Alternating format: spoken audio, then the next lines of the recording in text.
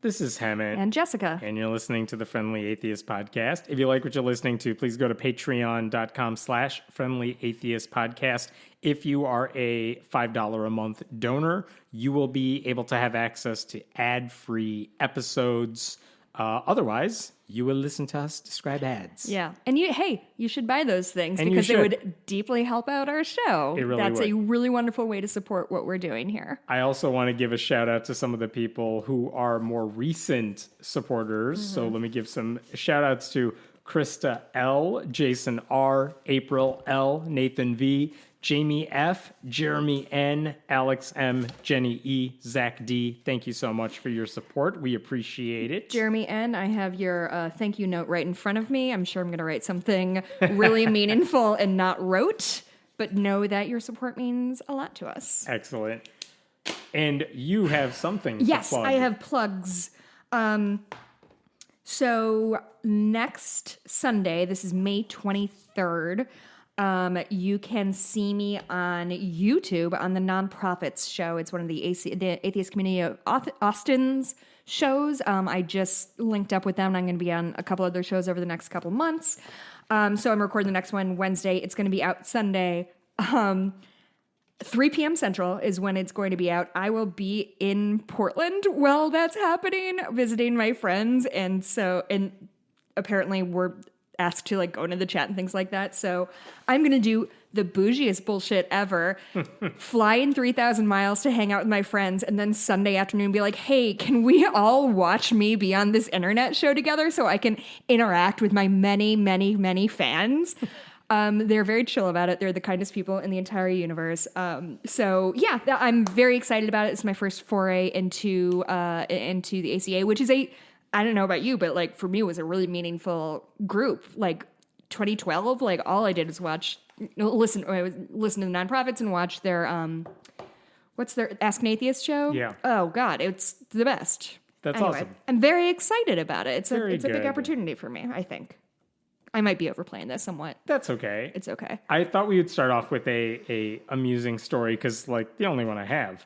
But it made me laugh a little bit. So they're trying to recall Governor Gavin Newsom in California. Mm-hmm. And the way it works in California is literally anybody who has a pulse can run for governor, which means anyone who wants publicity can and will run for governor with very minimal effort. I have a California politics question that you might not know the answer to. This is the second time I have heard of a recall election in our life, in our adult lifetime. Yeah. Is it just common in California, or do you know?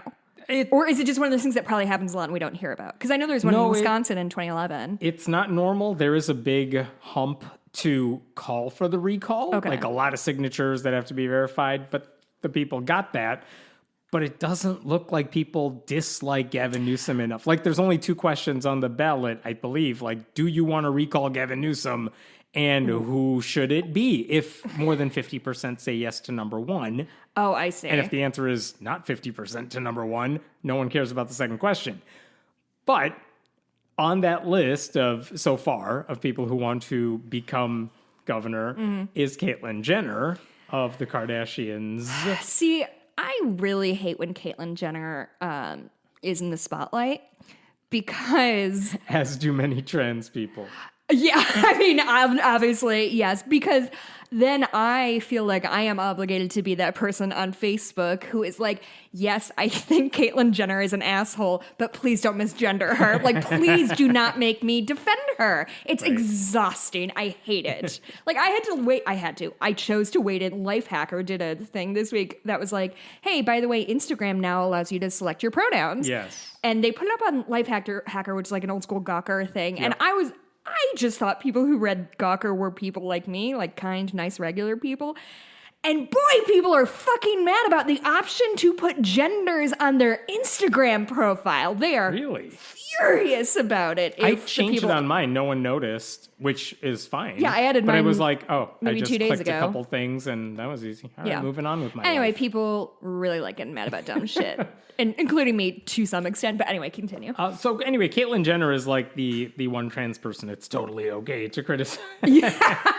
who deserves it. Yes. But what made me laugh the most, okay, so one thing is she did an interview with Sean Hannity, and Sean Hannity, of course, is throwing softball questions. I just listened to... But it was still embarrassing because it's very clear Jenner doesn't actually understand the issues or really has any political opinions that are relevant other than, oh, I kind of know what I'm supposed to say as a Republican, which I am, to trash Gavin Newsom. But in terms of like, oh, so you oppose trans people playing like high school sports? Yeah. What the fuck? How upsetting it, like, and the really frustrating thing about that is it's the same way when like once every 10 years, a historian is like, hey, this tiny piece of the Bible might actually be rooted in truth. And they're like, ha ha ha, everything we believe is justified. Now everybody online is like, even Caitlyn Jenner said trans kids shouldn't. Caitlyn Jenner doesn't represent all of trans. But here's the part that made me laugh. The conservatives, like religious right conservatives, who would love nothing more than to see Gavin Newsom out of office, understanding that their best, like, high-profile Republican in California who has any chance of winning. And just since you brought it up, the last time there was a recall, the person who won, it was Schwarzenegger. Yeah. And it's not that he was the most politician-y or the most Republican. It's that everyone knows. Yeah, everyone knows who he is. Name recognition goes a long way in politics. And the current governor at the time was not very popular. So Schwarzenegger, that's why he became governor. In this case, Gavin Newsom's not as unliked as they need him to be to oust him from office. So well, what's interesting, and this, I'm not going to pretend I'm like an expert on California politics, but in the last year, you know, LA really took coronavirus really hard. It was just big city coronavirus hit them as much as anyone.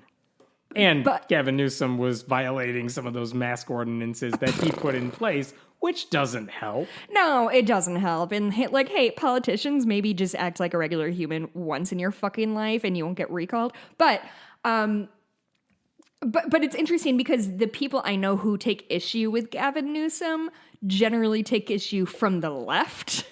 So it's not as if like all the liberal people in, LA and San Francisco, obviously California is a hugely politically diverse state, and I have many thoughts on that anyway.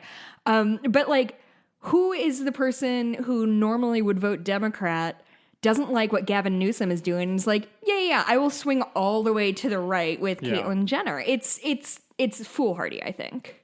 And so those religious right conservatives are now stuck because they don't like Gavin Newsom, but they're having a real hard time getting behind Caitlyn Jenner. So here's Dr. Robert Jeffress, who spent the past several years appearing on Lou Dobbs' now canceled Fox Business show, R.I.P., promoting Trump and everything Trump did. Here's Robert Jeffress now. He basically says, you're on your own. Here's the quote. To whom? To anyone considering, like, who should we vote for the recall election? You're on your own. He said, I can't tell people how to vote in a situation like that. He misgenders her and then says gender confusion is an emotional disorder. It needs to be treated compassionately, but it needs to be treated. But again, let me go back. I can't tell people how to vote in a situation like that. He's had no problem. That's all you do, either sir. Then what is your purpose? He's had no problem, if not saying out loud, go vote for this person, implying everyone should vote for Donald Trump. Oh, God. And now he's like, it's up to you guys. So brave. Here's another one. This is Dr. Richard. Profiles in courage. Dr. Richard Land of the Southern Evangelical Seminary, who basically said, well, Jenner makes some good points and, quote, favors capitalism as opposed to socialism, which are two words I promise you Jenner cannot define. But here's what Richard Land said. But does that overcome the fact that if we elected a transgender governor, that makes transgenderism more acceptable? The answer, he says, is it probably would not. Oh. I don't know that. But like the questioning, like, well, if we elect a trans governor who's a Republican who is with me on the policy, we're kind of saying being trans is okay. And that makes me feel weird, is his take on it. Even if he says, well, maybe not, because I need someone to vote for. I don't know. I cannot help but think about comparing this to that photo op that the RNC got of their like 8 black supporters, and then one of them died. It was Herman Cain was in that picture, and he died as likely as a result of that. They lost 12.5% of their black support that day. Exactly. And I don't know for a fact that's where he got it. It just seems pretty likely given the narrative we've received. But like, I just can't help but think that that's such a good metaphor for this of like, hey, let's gather all our black people. Maybe one of them dies. Who cares? We got the photo op. And this is like, well, we'll get the Republican leadership, but we'll probably spend a lot of time like denying the personhood of the person who is leading us. I don't know. I cannot believe their bigotry is getting in the way of their political agenda. That's exactly what it is. Like, what does it take to defeat conservatism and right-wing politics? It's just find a right-wing person who's something else they don't like, and they'll start eating each other alive.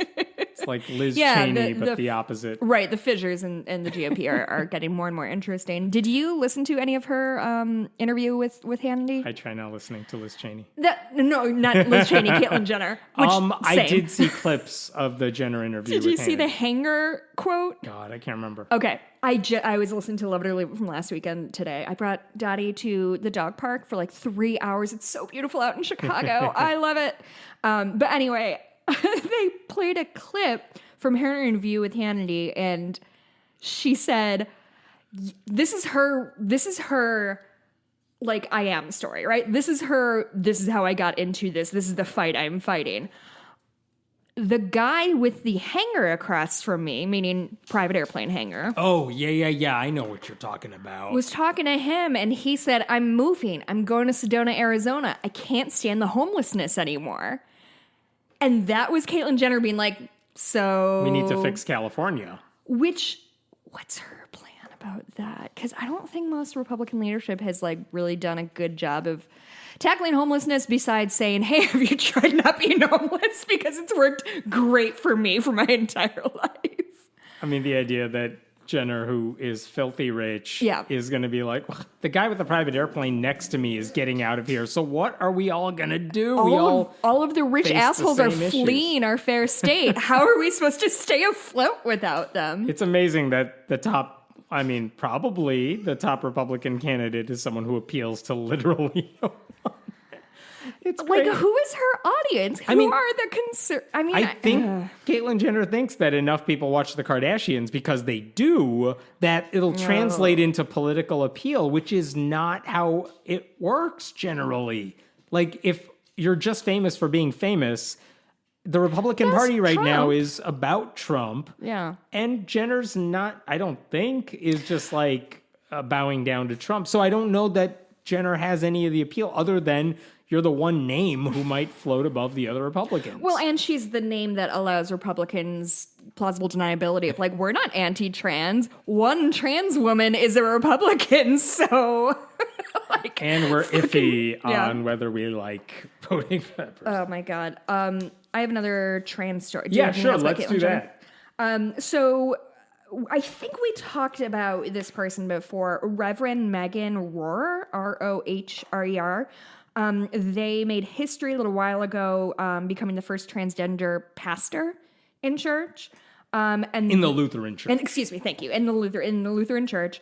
And they just got elected as the Lutheran Church's first transgender bishop. Yeah, and that's specifically the Evangelical Lutheran Church in America, ELCA. It's one of the more liberal denominations. Right. So it's not, it's a first. It's not that weird because they're one of the groups, they're one of the denominations that typically says, yeah, we're cool with you if you're gay. We're not putting restrictions like the Catholic Church does. They basically say, yeah, if you're LGBTQ, you can participate in every meaningful way. Right. You can get married. It's all good. They're generally liberal like that. So good. Yeah, like, this okay. is a nice step, a nice inclusion step. Sidebar, did you see, I don't know if it was a tweet from this week, but somebody tweeted out, like, if your church allows women to talk in public, I cannot stress this enough, find a new church. I did not see that particular one. When you're talking next, I'm going to do some digging because it might be like a rehashed. Well, since we're on the same subject of first, one of the more interesting stories in like the evangelical world or Southern Baptist world. Can I just give a quote from Roar? Yeah. They said they now are like doing their leading their congregations from home, obviously the way we all are, and they have 2 kids and who often make little appearances on their show, and they say, for some people who've never seen a family like mine, I'm married to a woman, I have 2 black children. For people to see my family, it's really healing. For some LGBTQ plus families. And then they said, genuinely one of the most wholesome things I've ever heard. Their children, Roar's children, are, quote, very excited to be the kids of a bishop and asked if they can, quote, only walk diagonally like the bishop in chess. And I thought that adorable. Was extremely adorable. Anyway, say your thing. I was going to say in the Southern Baptist world, Rick Warren, the famous pastor, Saddleback Church in California, which is affiliated with the Southern Baptists, which normally don't have women as preachers. Saddleback Church just ordained 3 women as pastors. Oh, dang. Which is unusual for, like, I'm more surprised by that move than Rohrer becoming a bishop in the Lutheran church. Right. It is surprising to see 3 women ordained there because that's basically saying, you know what, Southern Baptists, we don't care about your rules. I mean, if anyone's going to do it, it's got to be Rick Warren. It's got to be one of the largest churches in America. He's the purpose-driven life guy, right? Yeah, that guy. Yeah. I mean, he carries a lot of sway. So he that's does, and that's why that was a big deal. It's not some random church that, like, just they can do anything because no one's paying attention. Mm-hmm. It's one of the most influential churches in America, and they're saying, these women have been with us for more than 20 years. Everyone in our church community appreciates them, respects them. They know they're good at what they do. So we're going to ordain them. We're going to make them different types of pastors in our church. And, like, I'm sure it's fine within their circles, because if you didn't like it, you wouldn't be a part of Saddleback. Right. But also, there is an open question now of, well, what does the Southern Baptist Convention do? Because they have kicked out churches for saying, oh, there's a gay married couple that attends our church. We're okay with that. Right. And the Southern Baptists this year have been like, no, your church can no longer be part of our umbrella community here.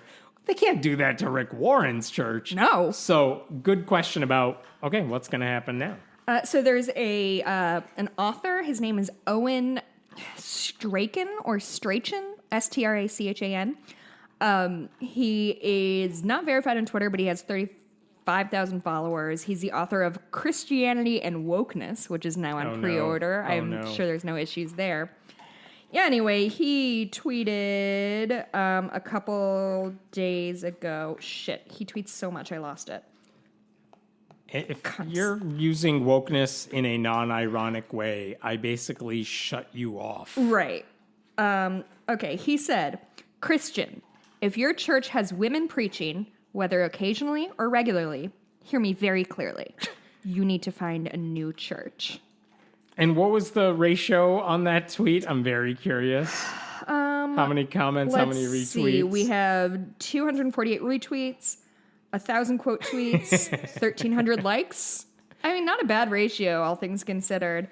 I'm sure that went over well with his audience. There's some like general pushback, but nothing he seems especially concerned about. That was on May 8th.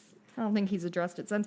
Anyway, I just really, I really like when they just kind of say who they are out loud. It makes it makes my job much easier. You know, it's like so nice to just say, well, look, we're not saying this about them. Right, here are the words he them. said. All right, so let's do that now with Dawkins again. I genuinely hate talking about this because it's not that important, I don't know, in the grand scheme of things. Correct. But I do think if we're atheists and this guy is the guy everyone goes to as an atheist, he's the name that comes to people's mind, I think this is worth discussing, and fuck it, it's our show, so whatever. Let me give you some backstory to make sense of what happened this week. Okay. in 2014, and we got to go back 7 years, Jesus. there was a Twitter thread involving Ireland's anti-abortion laws, because Ireland was super anti-abortion, super Catholic, and that was trending away from that. Right. And a few years ago, like, Ireland had a vote on whether we should have abortion legalized in the country, and it was like 2-1. Yeah, let's have it legalized. Ireland has made some bananas Yeah. leaps in the last decade. So before that happened, there was a discussion about Ireland's anti-abortion laws. And Dawkins is pro-choice, and he's like, this is wrong, I'm paraphrasing, but he's like, yeah, that's horrible. And in that thread, a woman commented, somewhat of a tangent, but decided to weigh in. I'm quoting, "I honestly don't know what I would do if I were pregnant with a kid with Down syndrome. Real ethical dilemma." I forgot what prompted that specific thing, but basically saying, I don't know what I would do in that situation. And I'm not bothered by that comment at all. No. It is something I discussed with my wife when we were pregnant, where it's like, okay, under what circumstances would we consider not keeping the pregnancy? And like, I don't want to go into detail. She's not here. I don't want to speak for her. But it's like, that was a discussion we had to have where it's like, we're in the stage of the pregnancy where we're about to find out a lot of stuff about this fetus. And under, both of us are pretty pro-choice. We're pretty liberal. But in our circumstance, it's like, I don't know how comfortable we'd feel depending on the circumstances. And I mean, like I've said before, I volunteer with special needs kids, and they are genuinely light up my life. It is not easy to live full time with the special needs kids, and that isn't to say it is not worth it, or not either that those people aren't valid and wonderful and whole people, but I think it's a set of challenges you never really prepare for. Of course. And no one really thinks about until you are right there. Right. And so that's the tough part, at least in my interactions with special needs parents, where it's like, it's a gift. It's wonderful. I can't imagine my life any other way. Sure. But also, this is not anything we anticipated when she got pregnant. Right. So this person weighs in on this conversation about abortion in Ireland and how it's illegal and says, I don't know what I would do in that situation. Real ethical dilemma. Which... yeah, I understand why that's a dilemma for you personally. I know that might be a really tough choice. He said Down syndrome specifically? That woman said yes, specifically. Okay. That must have come up earlier in the thing. Well, it's a thing they can test for. Yes, it is. And Richard Dawkins chimes in. Yeah. I don't know why, but he decided to respond to that comment specifically and said, abort it and try again. Oh! It would be immoral to bring it into the world if you have the choice. This is what he said in 2014. Oh, boy. And again, if he said, here's what I would do if someone I was with were pregnant and we were in this situation, we would have an abortion.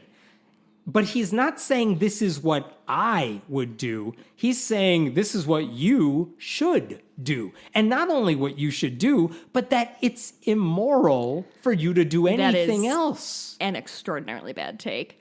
And so he got plenty of shit for this at the time. 2014? 2014. God, I have no memory of this. Like, foot and mouth disease struck him years ago. Yeah. We talked about this trans tweet like a couple weeks ago, but this has been happening for years, which is why it's like, it's not a one-off. He's been doing this for a long time. Well, he has some shitty opinions. Yes. And so anyway, he said that years ago. Two ways about that. So, and again, the thing about that line is, I don't care what you would do in that situation because it's not my business.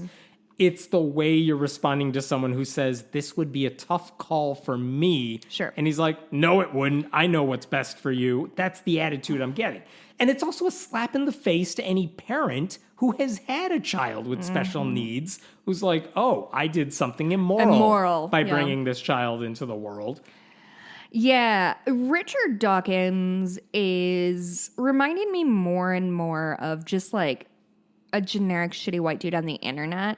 And I say that because I bet if we look through what his responses to what he said, right? Like, people said shit and he probably responded to them. I almost guarantee you at some point he made a point of like, it was just my opinion. I wasn't telling anybody else what to do. That is what he said.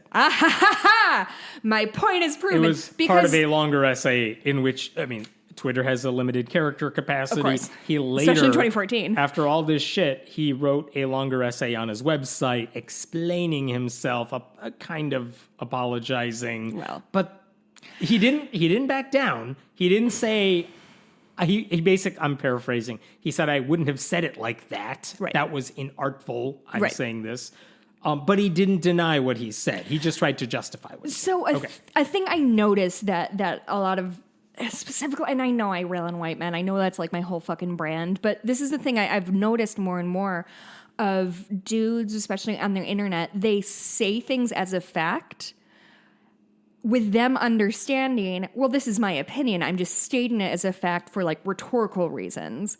And when anybody pushes back and is like, for example, and this is going to be the example I use until the day I fucking die, is anytime I come on this podcast or my other podcast or any podcast I've ever been on and say, I liked Ghostbusters, the 2016 version, I get a barrage of men saying, actually, Ghostbusters was bad. Not I didn't like it. It was an objectively bad movie. And I think it is a habit a lot of people who are used to holding the floor get into, of like, they understand that they're kind of doing a rhetorical device of like, I'm saying this is fact, even though it's supposed to be my opinion. But I think Richard Dawkins is doing the same thing of like, he assumed that his opinion, that tweet would be read as, well, this is my opinion if I were in that position. This is not a universal application. But anybody who reads it without context is going to see exactly what clearly people did see. You saw, I see, of maybe your opinion isn't a fact and you shouldn't state it as such because it can be inherently really damaging to, I don't know, people with Down syndrome who might be reading it. Part of his quote-unquote apology, well, he said it's an apology, so okay. But here's part of what he said, and it's a long essay, but there is a profound moral difference between this fetus should now be aborted and this person should have been aborted long ago. I would never dream of saying to any person, you should have been aborted before you were born, but that reluctance is fully compatible with the belief that at a time before a fetus becomes a, quote, person, the decision to abort can be a moral one. He goes on for several paragraphs. I don't think that's a bad point, honestly. That's fine. That's fine. Yeah. Like explaining that this is why I think this stuff, this is why I think you should. Here's my justification for it. But the way, again, for a guy whose job is science communicator, right? He has a horrible ability. He has no ability to do it given a constraint. He really needs to be limited to not even prepared speeches, books that have been gone over by editors. Yeah. And then we can hear from Richard Dawkins through a filter. And again, it's I just want to reiterate, I'm not saying I wouldn't make the same decision in that position. It's not about that. I don't think. It's about the attitude he's going in with it. It's very cavalier, isn't it? I know what's best for you, and I know that if you chose otherwise, you are immoral. It's paternalistic. This is the right thing to do. This is the wrong thing to do. So that was 2014. Oh, God. We're not even in fucking 2021. So here's what happens now. He just came out with a new book this week. It's called Books Do Furnish a Life. It's Richard Dawkins has a new book out? He does. So he's promoting his new book. It's a book of essays, I think, compiled from other people who have written stuff, and he put it together. Whatever. He's promoting his book. And one of the interviews he did was with a radio station, RTE Radio 1 in Ireland, and the host is named Brendan O'Connor. Brendan has a son with Down syndrome. And so this is one of the things he wanted to bring up. It was a 20-minute interview. Honestly, I listened to the whole thing. Really good interview in the sense that he asked interesting questions. For example, because I was wondering, like, I know what type of questions Dawkins gets over and over and over. Sure, of course. This guy's like, people found comfort in faith during the pandemic. Is there anything wrong with that? Like, what do you think about that, being an atheist? Okay. And he's basically... he's going to whiff this so hard. Yeah, he said, well, I haven't noticed that. Bud. Right. Nobody ever, no one that you know has found faith in God during a horrible global pandemic. Right. Okay, fine. You haven't noticed it. Before adding, look, I don't begrudge anyone finding their comfort in faith, but I do think finding comfort in faith has its limits. Fine. I'm with you there. Okay. He was asked about the transgender tweet again, which he said, I'm paraphrasing. He basically said it was maybe inartful, but I think the real danger, he said, is the, quote, new religion of being woke. Okay, sure. And then, Dawkins! this is like now more than halfway through the interview. For a fucking second, dude. Now Brendan O'Connor is like, okay, I want to ask about this Down syndrome tweet from years ago because I have a personal connection to it, basically. He's saying, you said it would be immoral to bring it into the world if you have the choice. Now, I'm quoting, now you're speaking to somebody who did bring someone like that into the world. I'm going to paraphrase a little bit here because it gets long, but O'Connor's saying, I'll leave my emotions out of this. I'm not saying you're wrong because I have a child with this condition. But what he was trying to get at is, and this is a quote, how do you think it is immoral to bring someone with Down syndrome into the world? Like, you use the word immoral. Yeah. By what basis are you saying that? Right. And he's not saying be light because I'm dealing with this. Tell me what you meant. He's saying, yeah, tell me what you meant by this.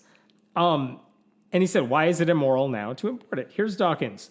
Well, that was probably putting it a bit too strongly. But given that the amount of suffering in the world probably does not go down, probably does go up, implying if you have a child with Down syndrome, suffering goes up, compared to having another child who doesn't have Down syndrome, then that's what I meant. I don't understand. I think he's saying there's more suffering in the world if you have a child with Down syndrome. So he's saying that people with Downs are inherently suffering? Is that what his... He's saying it's not helping. And so this gets back to, okay, so your metric for why it's immoral is that life in general, like the overall collection of good karma in a sense, doesn't go up with this child. And you'd be better off, if you had the option, of trying again to have a child without Down syndrome. O'Connor responds that's not what I took from that tweet at all. So again, he tries again. Not great. How do you know that it increases the amount of suffering in the world to bring in a child with Down syndrome into the world? Where are you getting that from? Because again, he's saying this as a parent who has a child. Surely he loves the child. He's like, this child has not made my life worse. And it doesn't appear to be suffering on a daily basis. There are challenges, no doubt. But ask any parent of a child with not just Down syndrome, but any genetic disorder or whatever. If you could go back, would you not have this child? Oh, just about everyone's no, of course not. No. This is my child. I love it. Of course I would not go back and undo it. Let's go to something, milder is the wrong word, but pick another disability that's a child could have that you could screen for. I don't know what a politically correct answer here would be, but it's if you had a parent who's oh, my child is going to have this, a medical condition or something, would I abort it and start over? I think any parent who has a child is it's rough, but it's fine. We'll deal. And there's so much more we get out of this. The challenge is whatever. We'll overcome it. I wonder if an outside perspective is also tricky because a friend of mine who I used to work with was born with no right hand, I think. I don't really remember. And when she said that when she was born, when she was brought home by her parents, everybody was like, "Oh my God, are you devastated? Are you okay?" And they're like, "It's fine. She has it's a disability. It's a disability. It's not gonna. She's fine. We wouldn't give her up because she's lacking a hand."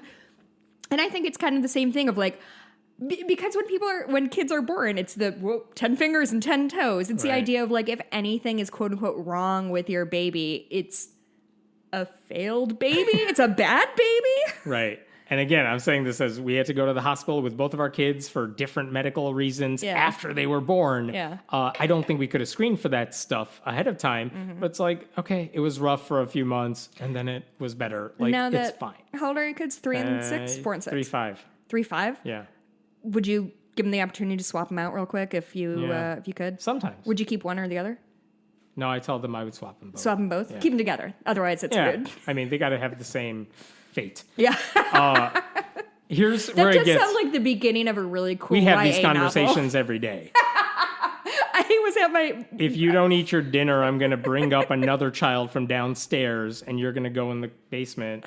And they're like, no. I went through a phase And where then they eat their damn dinner, and it works. I had a phase where I was like really obsessed with asking people who their favorite child was because I thought it was a really funny question. And I was at my brother's wedding, and I was talking to my cousin's wife, and she's like, "Oh, they have 3 kids. Oh no, maybe this one." And her husband, my cousin, walked over. And she's like, Jess is asking us who our favorite kid was. And he's like, oh, Ben. Like, just didn't even think about it. And for some reason, I think that's an extraordinarily funny thing to do, is like make people pick their favorite child. I'm going to go back to what this guy keeps... Sorry. No, it's okay. He keeps sounding like... Because he's just trying to figure out, you said it's immoral. Right. I want to know on what basis you think it's immoral. Yes. Like, what is the thing you think is the drag on society that wouldn't be otherwise? So he says, like, do you know anyone with Down syndrome? Dawkins. No, not intimately, no. Okay, says the interviewer. He says, just look, my experience would be that you are not necessarily right. And they go on, ... But this is where it gets interesting. Okay. Toward the end of this line of conversation, if you are saying, I'm quoting the host, you said you would increase the amount of suffering in the world. I am asking you in a logical way how you know that. Listen, what other imperfections would you screen out? As in, if someone tests for this, then an abortion is the thing to do. Here's Dawkins, I'm quoting. Well, I think definite blindness, like 100% blindness, when you have the choice when it's early in pregnancy and the fetus has hardly started to develop, almost everybody, as a matter of fact, does abort a child if it has an easily diagnosable disability. And then the host goes back to saying, I don't care, like, I'm paraphrasing, I don't care what they actually do. I'm saying if we could check, fine, you could check for that stuff. But he's saying, you think we should abort those fetuses if they test for those things. Well, it's a choice that the parent has. Well, do you think it would be immoral for them not to do it? Right. Dawkins, let's leave out the immoral. But you brought it up, bud! That's exactly what he says. So here's Dawkins. Okay, well, I take that back. I think it would be wise. I think it would be wise and sensible to abort a child which had a serious disability, which was diagnosed early in pregnancy, and I suspect that almost everybody does that in practice. I will grant that it's probably true that most people who learn about a disability will probably abort the child if they are comfortable with that, and if that's a choice they have to make. I don't deny that. But again, he swapped out immoral for it's wise and sensible, which isn't much of a swap. No. But here's the mic drop moment for the host. I'm quoting. There's one other thing. Do an Irish accent. No, I can't. I tried at home. There's one other thing I would say on that. Purely, again, on the basis of rationality. You know, children who are so-called perfect can cause terrible suffering in the world as well. So you can ask him about baby Hitler? No. Well, he's like, if they're born perfect with no disabilities, they can cause terrible suffering in the world as well. But I suppose we have no way of checking that, have we? Dang. Which is his point. Like, you're saying children with these disabilities lead to suffering, which is why you should abort them if you have the choice and if it's early in the pregnancy. But even if they don't have any diagnosable disabilities, they're not necessarily going to be great. Oh, yeah. And if you're worried about suffering as if this is a math equation for each child, just because they don't have a disability doesn't mean they're going to be perfect. Right. Like, so to pretend like having a known disability tips the scales in one way is such a narrow-minded thing to say. And again, the reason I want to bring this up is not that I think, well, how dare he say he would do something different. It's the callousness. It's the way he's it's not my opinion. It's what you should do because it's the right thing to do, that attitude. And again, look at what happens when he's confronted by someone who he's talking about, where it just falls flat. That argument falls flat. Yeah. The communication fails. Dawkins spends the entire line of conversation trying to justify what he says using better language that still doesn't quite work. But again, one, he's a communicator. He's not doing a good job of it. But two, this is the problem that I've heard religious people say about Dawkins too, which is for some, I don't know, I don't have a number here, but for some or many religious people, they are put off by his approach to religion for the same reason because, and I've experienced this too, if I just tell you the logical argument for why God doesn't exist, that should be enough for you to stop believing, stop going to church, whatever. And the argument made by so many humanists who will say, like, why are very relatively few African-American people atheists? Why are so few brown people atheists, relatively speaking? And they might say, like, well, you haven't heard the logic or you haven't heard that argument. And it's like, no, it's because there's more to it than pure logic. You got to have some empathy here. You got to understand their culture and where it's coming from and how religion isn't just one thing you can just toss aside because it's wrong. You have to do it in a way that will reach people. And this approach saying, well, rape is, if rape is worse in this situation than that situation, which is another thing he's tweeted. It's like, dude, you are talking to people who have suffered from this. You're not getting through to them. You're actually making it harder for them to take you seriously. Okay, I'll stop. No. I think what you circled on is a really good point, that it's not about whether he's right or wrong, and it's not about whether we agree or disagree. Like, genuinely, this conversation makes me deeply uncomfortable because, like I said, like, I work with special needs kids and I adore them and they have brought so much into my life.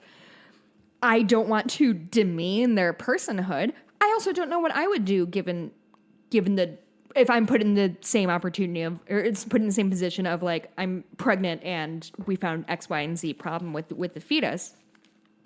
And nor do I think he's necessarily wrong about, like, the violent rape versus date rape thing. I think they're both traumatically different, but, like, God, being raped at knife point or gunpoint or whatever sounds terrifying in a completely different way. Anyway, all that's to say is, like, I think my problem is it's not whether or not I agree or disagree with him. To me, it's just about, like, who the fuck asked you?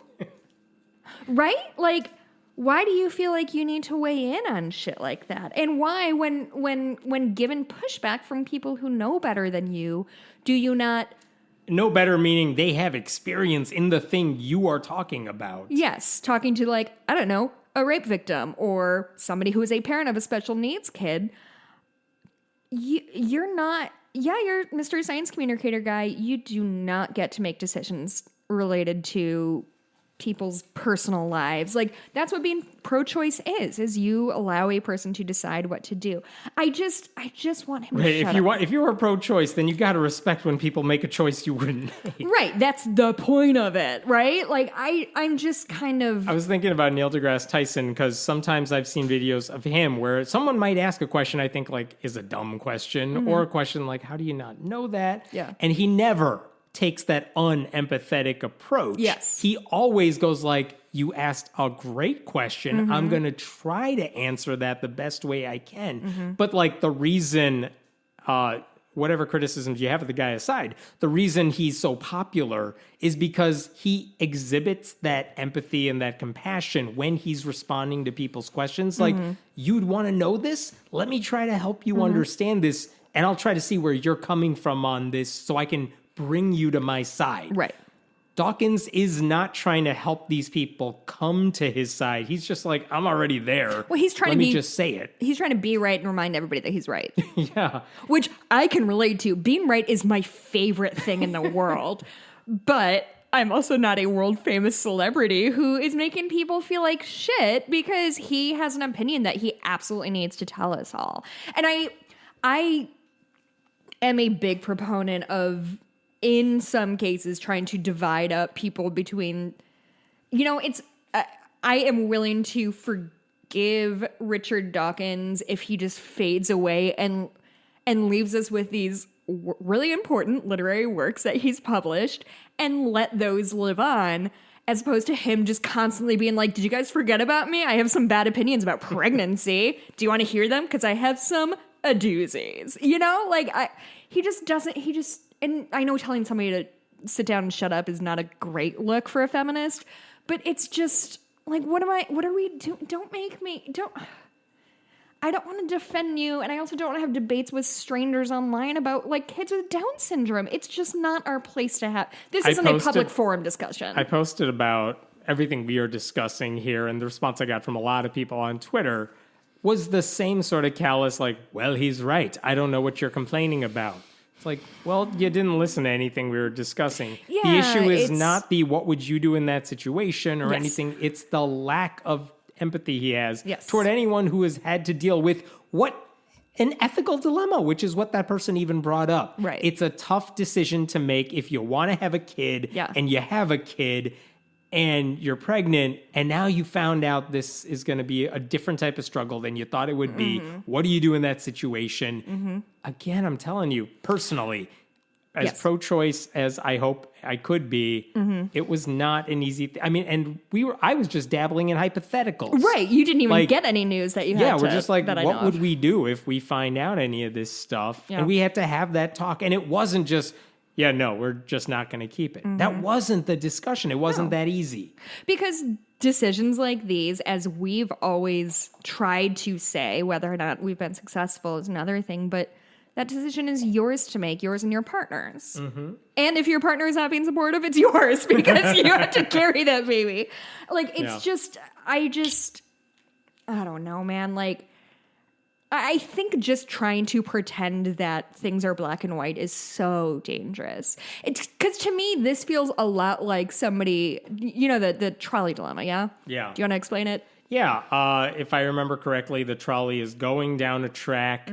It's gonna hit 5 people, and you are standing by the switch. You can divert the trolley so it doesn't kill those 5 people, but it is gonna hit that one person when you divert it. Would you pull the switch?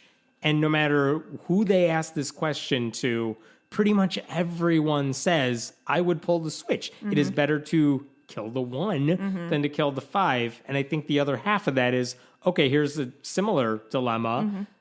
Trolley's going to slam into 5 people. Now you're on a bridge above where the trolley I haven't heard is. this part. I think this is relevant to the trolley problem. Okay. You're there. There's a dude standing next to you. You could push him over and land in front of the trolley, and it would deflect. It would stop the trolley. It would stop the trolley, but you are going to kill that guy. Would you push that guy? And all of a sudden, a lot of people say, no, I could never do that. But the end result is the same. So what is kind of causing the first answer to be so definitive and the second one makes everyone super hesitant? Or I've heard another variant of it is it's not just like a random dude on the other track. It's an adorable baby. And like, do you want to smoosh this baby to save these 3 people's lives? The variants are great. There's so many. God. And so the reason I bring that up is because I cannot imagine talking to you, asking what you would, and I assume you'd pull the lever. Oh, I would try to get all 6. Such a dick. You would like Wile E. Coyote, the train track so it hit everybody. Yeah. Back up the trolley, go on the other route. Mass chaos everywhere. Sorry.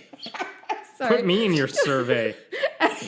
Let me screw up the data. Anyway, there's like a big difference between the hypothetical, like, would I pull this lever or not, and actually standing in front of a lever. I assume I've never had to change a lever to murder somebody or whatever. But if you said, Hemant, I would not change, I would not divert the trolley because I would feel responsible for that person's death. And to me, that is the moral issue here.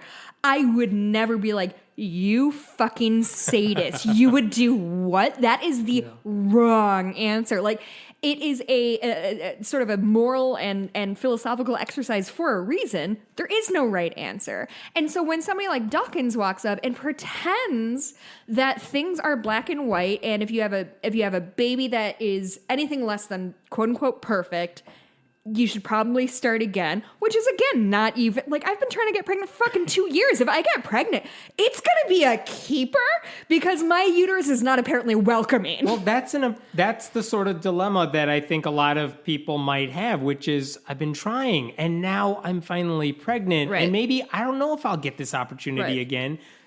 Yeah, you know what? I'm keeping it. I don't give a shit what the diagnoses say. I don't even want to do one, maybe. Or there's stories about this woman, this person became pregnant with quintuplets. Yeah. And is it the right thing to do to carry this many babies to term and risk all of them having poor health because of the nature of how pregnancy works? Or is it more morally and ethically right and for you a good choice to say, like, I only want 2 babies this time around. I'm going to keep the strong ones. That's not an easy choice either, but it's a choice I would probably make. I do not want to have like a parade out of my vag. But I'm so sorry I said vag on this. That was inappropriate. But anyway, the point is, like, the reason that we often have these moral and ethical discussions is because there isn't a right answer. And to pretend there is one clear right answer is at best ignorant and at worst shitty as fuck.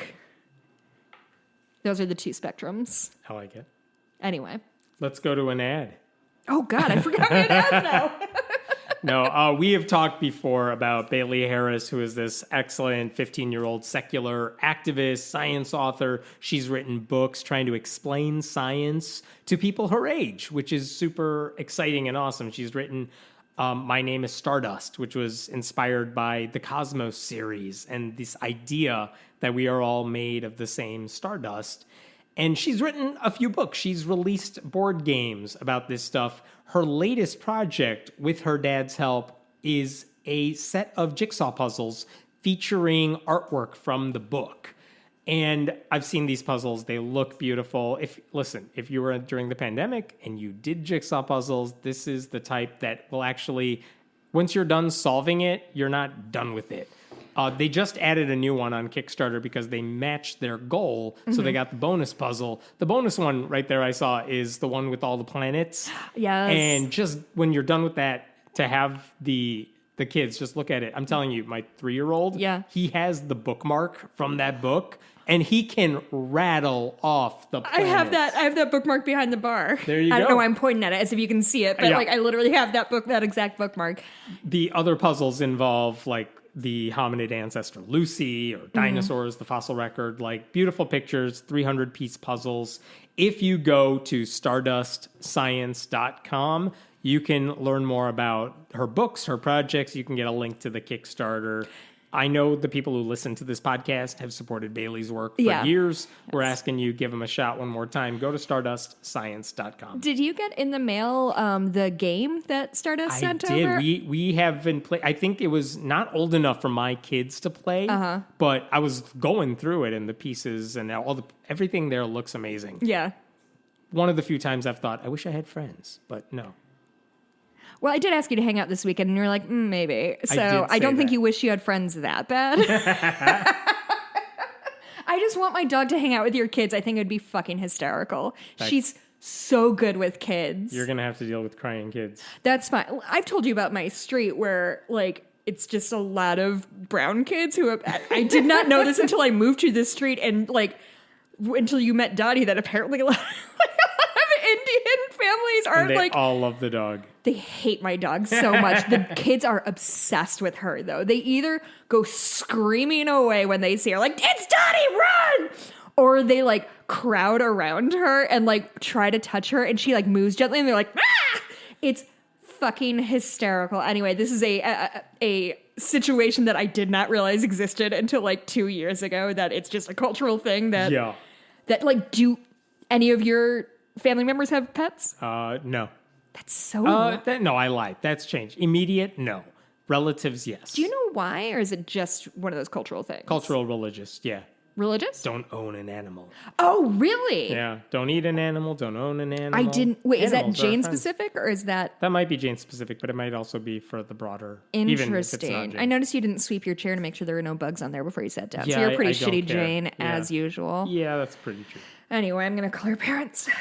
And that concludes the ad section. No, let's move to Franklin Graham because Do we have to? for not a bad reason. Okay. Franklin Graham is on Axios. The HBO version of their website has a show. Yeah. Axios is airing this Sunday night. They have an interview with Franklin Graham, and one of the questions they talk to him about is the vaccination for COVID. And Graham, like 2 months ago, in March, he basically said, go get your vaccinations, everybody. And his right-wing crazy followers are like, what? What are you saying? What about the microchips? He said on Axios, this is the 30-second preview that they have now released. I want people to know that COVID-19 can kill you, but we have a vaccine out there that could possibly save your life. And if you wait, it could be too late. Yes. Yeah. Good. Good information. Like, yeah, there was some other Jesus stuff in the longer version of that answer, but who cares? Like, here's the thing that is amazing about that.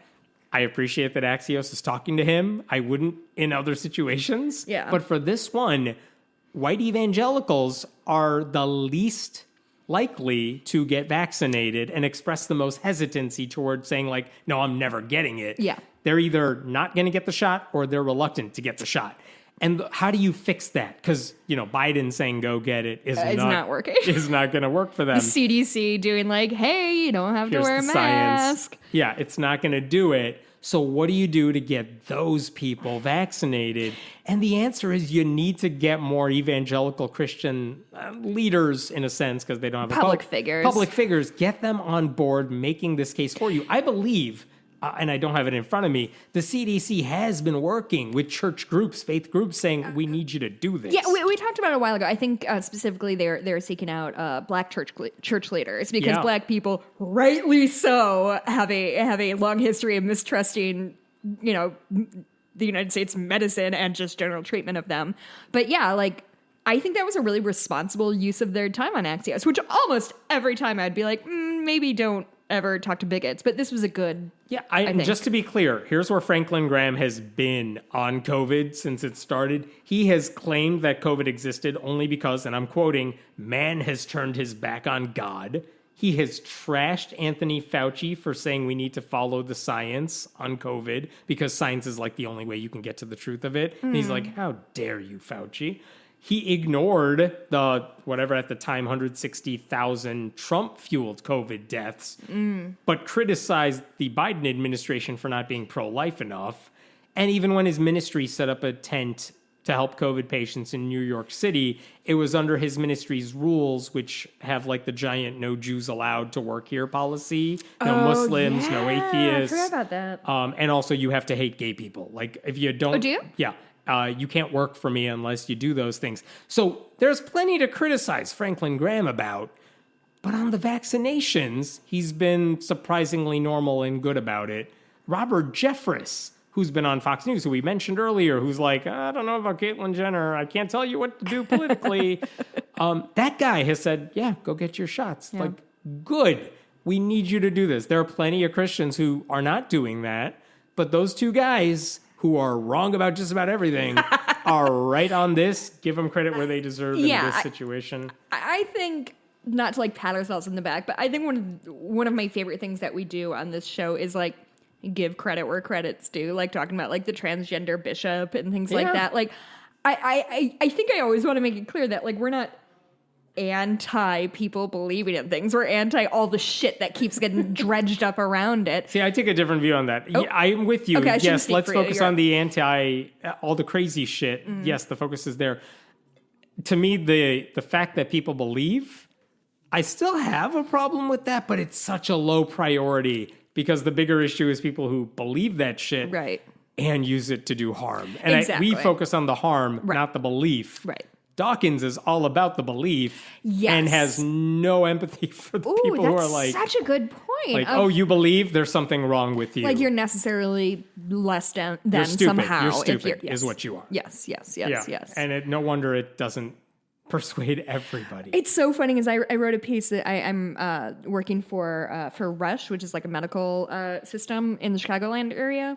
And I wrote a piece that I really enjoyed about a woman who had a melanoma on her foot and was told she would have to have the whole foot amputated or she would be dead in 6 months. And she found this doctor who was like, I think we can try X, Y, and Z. I think we can save your foot. And she ends up following this guy she's in New Mexico. She ends up following this guy to Chicago, like every 6 weeks, goes to keep her treatment up. Yeah. And she told me, I interviewed this woman, and she said, and it was really a lovely sentiment, I thought, of she'd gone to all these doctors, couldn't get a diagnosis, got a diagnosis, was told she was going to die soon, finally finds this doctor, tells him everything. And he's like, I promise you, we're going to do our best and we're going to save your foot. And she said to me, with him on one hand and God on my other, I knew I could get through anything. And I was like, I love that. I think that's very sweet because it's a combination of I am trusting the science and I'm trusting this doctor. And I'm also leaning on my faith to give me moral support or whatever. But like, I don't have a problem with people being religious. I have a problem with people being I won't get worked lunatics. up about it. Yeah, I won't get worked up about someone who uses godly language. I do if somebody gives me a like, oh, God bless this beautiful day. I'm like, oh, brother. Like, I'm not a nice person. Let's not get it twisted. But like, I'm not going to think they're an idiot necessarily. I might for different reasons. I think a lot of people are stupid. Are we still talking? We should keep going. That's good. Have you heard about the Bill Maher thing? The which thing? Bill Maher? Oh, yeah. He got COVID despite being vaccinated. And so they're shutting down the show for like a week. Is there a worse person that could have happened to? Because he is an anti-vaxxer. He is, yeah, he's not good on vaccines. He's not good, period, end of sentence. I will say, I haven't talked about this online at all. Okay. I have not watched his show. I've never watched his show. Months. I used to. I used to watch it every week the way I watch Saturday Night Live every week. Because Did you watch the Elon Musk one? Because I didn't. I did. Was it bad? It wasn't great. Okay. I'm looking forward to Keegan-Michael Key because he's good. But like I He's used to hosting? watch, yeah, I used to watch Bill Maher every week because like I can just set aside the stuff I don't like about the guy. Sure. And I like the conversations for the most part. Do you? And now I just like You don't think they're antagonistic? I don't think he's funny. No, he's not been funny in like a decade. Yeah. He got more. I don't know. I don't know if it's me changing or he's like more of he uses woke as a punchline. Yeah, and I'm just sick of that. Honestly, I think he is one of those people, a la Dawkins or whomever, that's like, we all kind of moved past you. I hung on to him for a while, and now I'm done with Maher. But yeah. But like, I feel like people like Bill Maher, Richard Dawkins used to represent like the left and science and skepticism in a positive way, and then we all collectively like moved past them because we're like, skepticism means also like accepting people's gender identity and believing science when it comes to vaccines. They're like, this far, no further. You know, like I don't know. That's what I think is that with J.K. Rowling, same thing of like she just hasn't changed and has some toxic beliefs, and we've all of her fans have been like, oh, no, we're like pro-trans rights from the jump, so we're going to hold on to your books. We like them, but you can just go kick rocks. I'm gonna jump to, there's a couple other stories I want to get to. This is an interesting one because we don't talk about Hindus much on the show. Don't. There is a sect. I'm not going to give you the long version of the name, but it's known as BAPS, B-A-P-S. Please read the whole thing. Oh, God.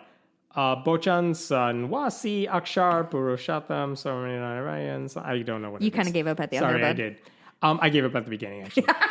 They have like 10 temples in the U.S. We live pretty close to one of them. I've been there for family stuff sometimes. Is it beautiful? Is it like between here and Schaumburg, kind of? Sure. Is it like a big white, like pastoral? Yeah, it's gorgeous. These temples are beautiful. It's like a Route 53-ish kind of? Sure. Okay, I don't know. But they have all these temples. They're gorgeous. They're very ornate and elaborate. And it's, again, this is a Hindu sect that represents a small percentage of people. But again, they build these beautiful temples. Well, their headquarters in the U.S. are in New Jersey. And in New Jersey, they were building another temple in a city called Robbinsville. And that temple was sued this week, and it was sued by 6 people who say they were brought in from India to work there. They're not the only ones. There were like 200 of them. They're basically brought in to build the temple, and they're being paid like slaves. They're being treated like slaves. Shit. And forced labor, they said when it comes down to it, they were paid about $1.20 an hour. No. They were forced to live on temple property. I was going to say, was it like a faux, like an indentured servitude kind of thing? We'll get you here, but then you have to work for us for X amount of years? Well, they came on religious visas, which are visas the U.S. offers for clergy and missionaries and stuff. And they were presented to the government as volunteers, but they're not volunteers. They're not there to spread the faith. They are there to build the temple. Yeah. And and they were often told they have special skills that allowed them to spread the faith. Sure. I'm quoting from an article about it. Lawyers for the men, however, said they did manual labor on the site, working nearly 13 hours a day, lifting large stones, operating cranes and other heavy machinery, building roads and storm sewers, digging ditches and shoveling snow, all for the equivalent of about $450 a month. That amounts to $1.20 an hour. They were paid $50 in cash, with the rest deposited in accounts in India. That is the lawsuit they are filing. I should say BAPS has strong ties with India's Prime Minister Narendra Modi, who is a Hindu nationalist, the way we speak of Christian nationalists. But it's just a reminder, this is not like a Christian thing only, where it's religion behaving badly. I don't know what's going to happen here. Again, these are allegations. These are not proofs. This is not evidence yet. Yeah. But it's something worth watching. Now, this is in Lamont. I guess I've never seen this one. It's in Lamont, near 55, I-55 and 355? Sure. Which is close to, 75th Lamont. Okay. Where I used to work. I don't know. That doesn't mean anything to you? The place I used to... It's just where the movie theaters were when I was a teenager. Anyway, no, I don't know that one, but it's gorgeous. They are gorgeous. Too bad that it was built by slaves. Yeah, I don't know if the other ones were built the same way or if they just raised money to get real builders to do it. But that one in New Jersey, it's troubling. That sucks. And the reason I wanted to bring that one up is to talk about a similar story in the Christian world, because this week, a 99-year-old... Christian Sea Org? a 99-year-old televangelist named Ernest Angley died. 99. If you watch any of his videos, full head of black hair. It's very natural. It sounds supernatural and regular. But this guy, he spent the last decade, I've been reading about this guy, writing about this guy, because just scandal after scandal over the past long while. This is a guy who ran a place called Grace Cathedral Church in Akron, Ohio. A few years ago, similar story to the BAPS one, members of his church sued him, saying he made us work in his cathedral buffet restaurant. That's the tackiest thing I've ever heard in my entire life. It really is. For-profit business that he kept on the side. They were treated as volunteers, which doesn't fit the definition of any sort. McDonald's cannot have volunteers. That's not what capitalism does. Yeah, McDonald's cannot just hire volunteers to make the food. That is illegal. And if the customers can't tell the difference between paid staffers and unpaid staffers, you've broken the rules. Sure. And here's the sad part. They won at first. The judge said, Angley can't do that. You're the people can sue him. An appeals court said, nope, because Ohio's minimum wage laws, because they were not paid minimum wage, those only apply if employees expected to get paid, and these people did not. So the ruling was overturned. So Angley got away with it. This is why capitalism is such bullshit, because it's not just, if you work hard, you get money. The entire system is rigged to make sure whoever is the holder of the money or the property or whatever has all the advantages, and anybody who works for them, which, to be clear, they need people to work for them to run their restaurant or whatever. I didn't even get to the good stuff. You haven't gotten to the good stuff yet? Okay. Angley also, a couple years ago, a county government sued him on behalf of a 76-year-old woman with dementia because she said him, or his church, coerced her into writing his church a check for $340,000. He was also sued for a defaulted $3.6 million loan for his broadcasting network. And... Did you say $3 million? $3.6 million. Fuck, okay. And it gets worse because a couple years ago, in 2018 now, one of his former staffers sued him for sexual abuse. Sued him for sexual abuse that occurred when he was younger. And basically he said it's not just the abuse, it's that when I resigned from the church because of the abuse, Angley's staff told the congregation that I was a liar, drug addict, alcoholic, and an adulterer. But here's what he said regarding the abuse. Trigger warning, you may want to tune out or forward like 30 seconds. This guy was 19. He was still a virgin, but I think he was about to get married. He asked Angley, his pastor, for advice and questions about sex because he had no ability to ask anybody about this stuff. And instead of giving him answers, Angley said, I'm going to have to see your penis. This is according to the lawsuit. The guy said, I trusted this man. I really did. I trusted him. I didn't think he had any bad intentions. Angley advised that man to masturbate. He complied.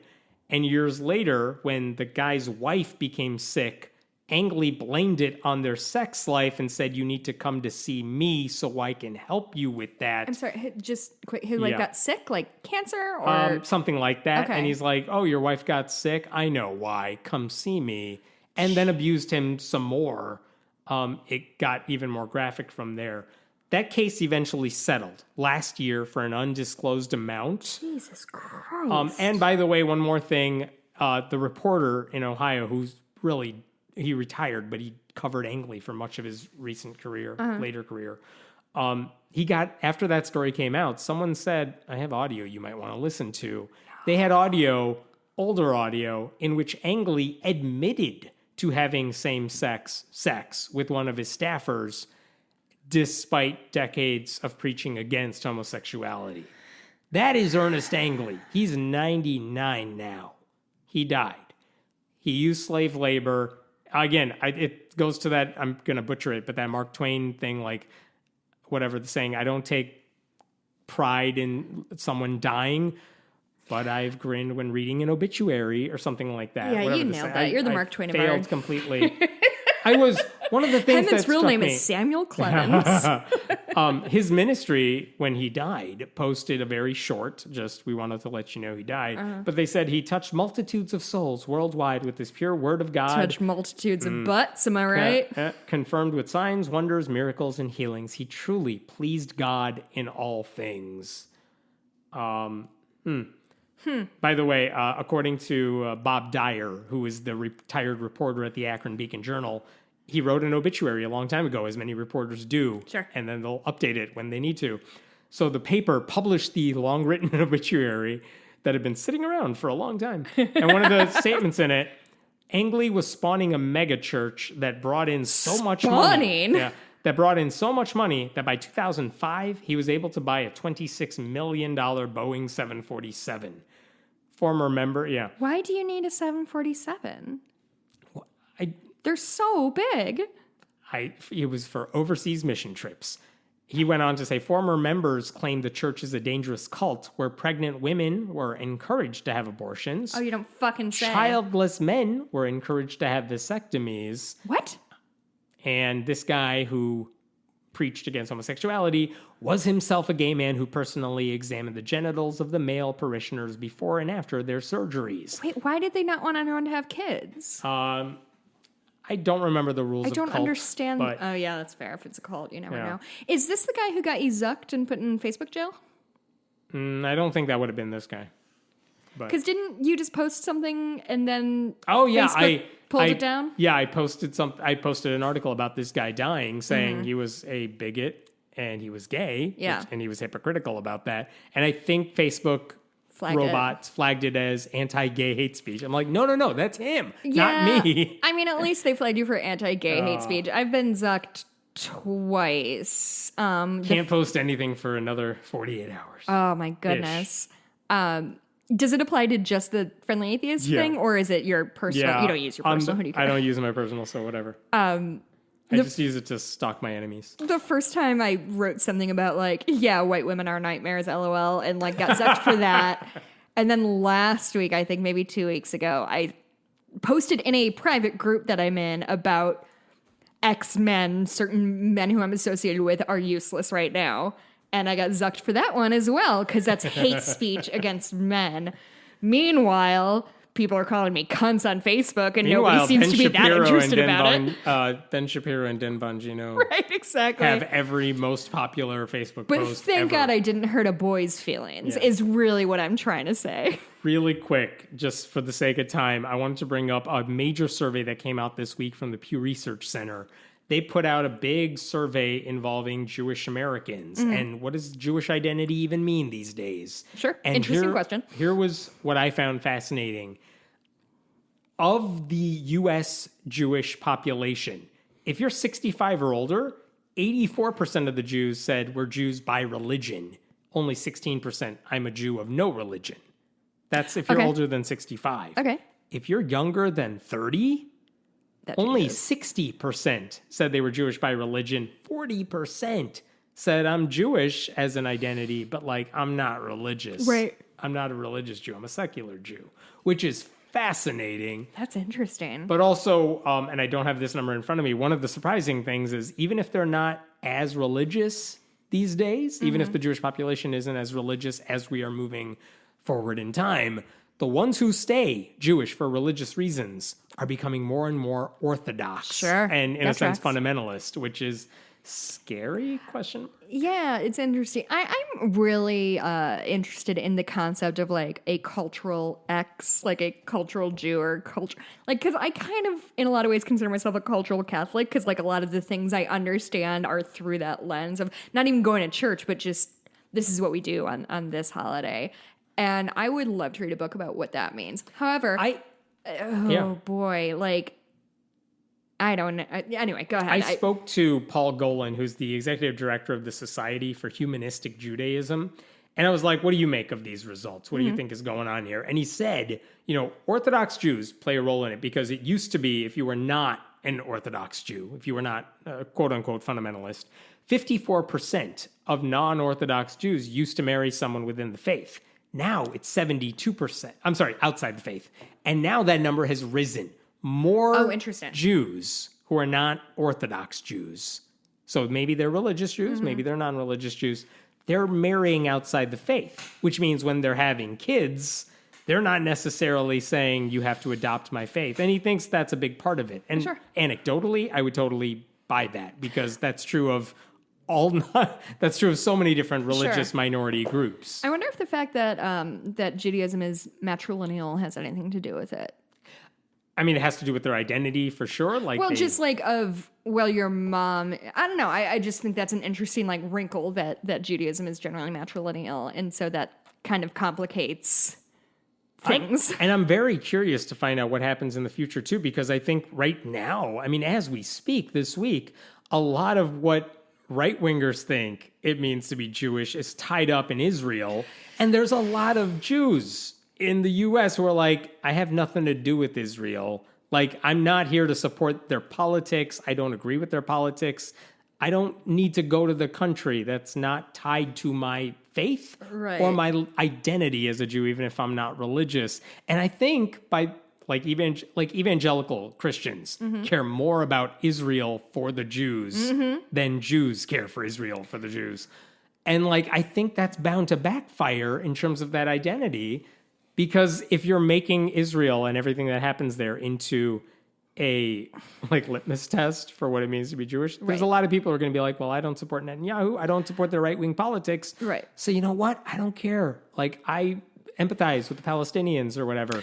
And they're like, I don't support the Israeli government. So they're not tied to it, which makes them less tied to that identity as well. So yeah, and honestly, the shit that's going on in Palestine and Israel and stuff like that is way out of my pay grade. It is a thing I know very little about and won't comment on because it would just be completely out of ignorance. However, Newsmax and it seems to me that right-wing media groups take these sorts of things and are like, good, we can do our low-key anti-Semitic bullshit, but frame it under, we're just pro or anti, whatever. A Newsmax host said, if you are Jewish and you are a Democrat and you are living in America today, how do you support an administration that turns its back on your home country? Your home country, which is, by the way, not this country. Right. That's so deeply anti-Semitic. And we've seen it before, right? You don't belong here. You belong there. So, of course, you Jews all love Israel. Right. But it's the same bullshit that we dealt with. we were not alive, but like when JFK was running for president, everyone's like, oh, he's going to answer to the Pope and not to whomever. They were doing the same thing. They're othering Catholicism and saying that like you can't be a real American if you're actually Catholic. It's so bad. Like, like what the fuck are you doing, Newsmax? Who are you punishing? I don't know. Who's watching it is the question. That's actually a pretty fair question. One last story. This will be really quick, but in Germany, a group of progressive German Catholic priests. Progressive German Catholic priests. But like legit Catholic priests, not random people who just call themselves Catholic, but like actual Catholic priests who happen to be progressive. They're saying, we know the Vatican doesn't sanction same-sex marriage, but we do, and we're going to go ahead in our personal capacities and bless same-sex unions, even if the church doesn't think that's authoritative or anything. And so they're doing this weekend a whole bunch of mass, like, same-sex wedding ceremonies. It doesn't technically, I don't believe, count for anything, like, legally speaking. Count, yeah. But in terms of symbolism, in terms of, like, for a lot of people who grew up in the Catholic Church who wish they could get married in the Catholic Church, but they're gay, so the church would have said no. These priests are like, yeah, we'll do it for you. One guy said, I'm convinced that homosexual orientation is not bad, nor is homosexual love a sin. Nice. That is one of the reverends who's working for the diocese. Isn't it terrible that he said, I don't believe that gay sex is a sin? And I'm like, wow, really progressive. Congratulations, church. It's baby steps. But there are at least 100 churches who are participating in this event.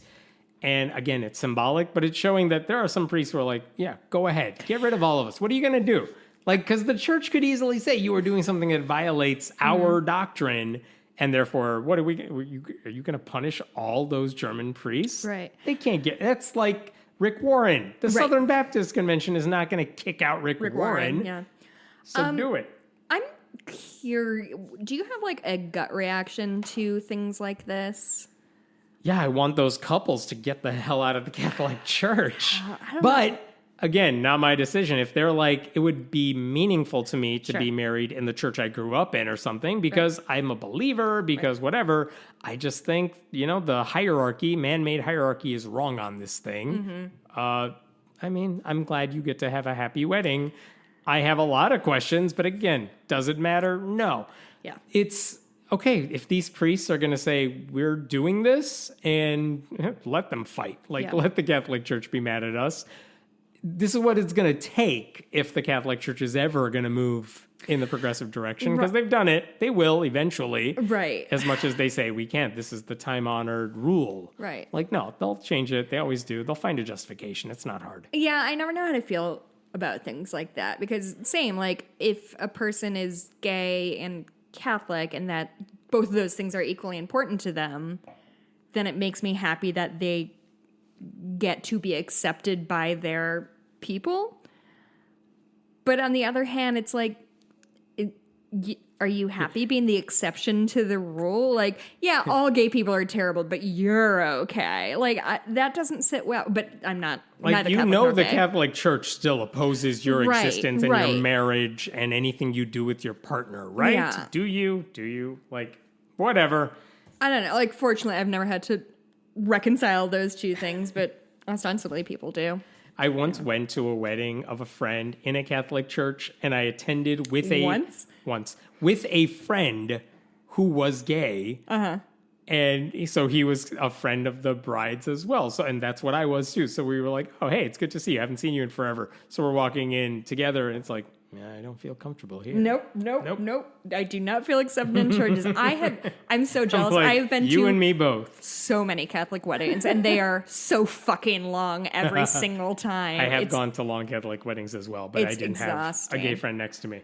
And God forbid I picked a wedding dress that I would then have to kneel in. Are you fucking kidding me, Catholic Church? We work very hard on our dresses. Is that all? Where do we find you? Okay, you can find me on Twitter. I'm at Jess Blumke. You can find me on Etsy at Bitches Get Stitched On if you'd like a custom cross stitch. I'm working on a really fun one for a listener that is like a wreath with the pride colors kind of scattered through it, and then the text says progress, not perfection, or something like that. It's like and he's like, I just want to have this like little tiny like gay hat tip in my office because he's I think a teacher. So do that. Oh, I have Hemant, where can we find you? And then I'm going to read reviews. You can find me at Hemant Mehta on Twitter. You can go to friendlyatheist.com. As I said at the beginning, go to patreon.com/friendlyatheistpodcast. If you are a $5 a month donor, you can get ad-free versions of this show. And there will be ads in the coming weeks. So like, if you want to just hear it without the ads, you're supporting us either way. So please give to Patreon or just listen. We appreciate you. We do. We really appreciate it. Oh, and we've got our Facebook group is up and kicking. We've got like 400 people, I think, something like that. It's been a ton of fun. Both of my parents are in there, so like be careful how much shit you talk about me, but whatever.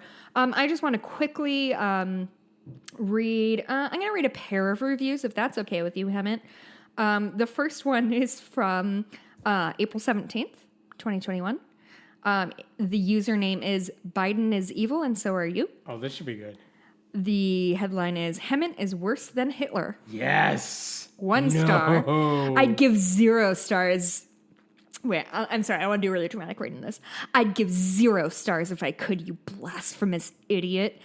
You're exactly like those mentioned in Jude 10. Quote, they blaspheme against all they do not understand, and they are destroyed by, like unreasoning beasts, what they understand instinctively. Maybe atheists are descended from animals. Do you think we're descended from animals? So my mother has left a review. Next one is All the Love. It's from C-VII, Roman numeral 8, I guess, dash Lynn, L-I-N. From April 13th, listen to Hemant and Jessica makes me feel like I'm hanging out with 2 very different but equally awesome friends. I love Hemant's lack of pop culture knowledge and Jessica's compassion. Hearing this pod every week helps me stay aware of the things I might otherwise not know about. I love Hemant's approach to atheism and his willingness to reach out to people that believe differently. And I love that Justice cross-stitch. It's my most important feature. I love it. So you can leave a review for us on iTunes. We're getting close to 1,000, and I think we're supposed to do something when we hit 1,000. We'll figure it out. Yeah, that's a future us problem. Thanks for listening. We'll see you next week. Talk to you soon.